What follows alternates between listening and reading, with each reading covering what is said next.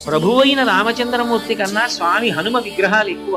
ఎక్కడ భయం వేస్తుందోనని ప్రమాదకరమైన మలుపులు ఎక్కడున్నాయో అక్కడల్లా హనుమంతుని యొక్క మూర్తుల్ని పెడతారు. మీ కళాశాల ముందు కూడా హనుమ యొక్క మూర్తి ఉందిగా.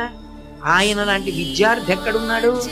అన్ని సౌకర్యాలు ఉండి చదువుకుంటున్న వాళ్ళం మనం. అసలు నిజానికి సౌకర్యం అన్న మాటే లేని చోట చదువుకున్నవారు హనుమాన్.